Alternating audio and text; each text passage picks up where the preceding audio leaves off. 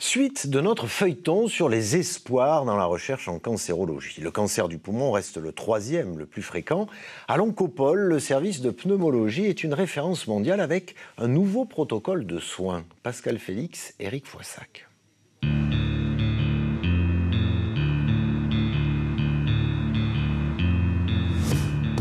Nouveaux traitements, nouvelles technologies, recherche fondamentale, vaccins, découvertes. À Toulouse, à l'Oncopole, au CHU ou dans les laboratoires, la lutte contre les cancers se mène sur tous les fronts. Que le redoutable cancer du poumon se transforme en une maladie chronique, ce n'est plus une utopie. Ce n'est pas une généralité non plus. Les patients à qui cela est arrivé sont encore relativement rares. Ils ont un point commun, tous ont été traités par immunothérapie. Le principal bénéfice de l'immunothérapie, il est à long terme. Alors malheureusement, ça ne touche pas la totalité des patients, mais chez un nombre de patients qui varie selon les tumeurs, mais qui peut être de 20, 30, voire jusqu'à 50% des patients, il y a ce que l'on appelle des longs répondeurs. C'est-à-dire que l'immunothérapie va être efficace très longtemps, et on arrive maintenant à avoir des patients chez qui on arrête l'immunothérapie et qui continuent à être en rémission de leur maladie. Donc effectivement, on transforme le cancer, on ne parle pas encore de guérison, mais on transforme le cancer en maladie chronique. Les cancers du poumon répondent particulièrement bien à l'immunothérapie, car ils sont ouverts sur l'extérieur, comme le sont par exemple les cancers de la peau, des organes souvent agressés par notre environnement et qui savent s'en défendre. Cette patiente a d'abord été traitée par chimio, puis par immunothérapie. Bonjour. Comment allez-vous? Eh bien ça va, très bien. Ça va? Oui. Je vais vous poser les petites questions habituelles avant le traitement. D'accord.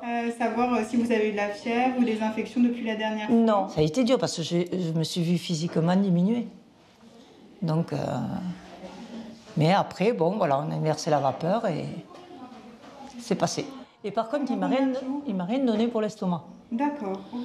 Moi, vu comme j'étais il y a 2 ans en arrière et comme je suis aujourd'hui, franchement, je vois la différence. Hein. Le protocole est bien rodé. Toutes les 3 semaines, quelques heures en ambulatoire et au retour au domicile, relativement peu d'effets secondaires. Comment s'est passée cette semaine?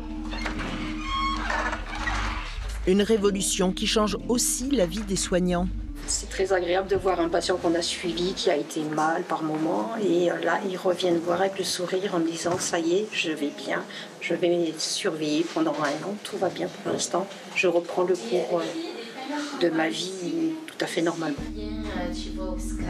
Comme la personne, elle peut continuer à vivre normalement, mais au fait, elle va oublier, entre guillemets, qu'elle est malade.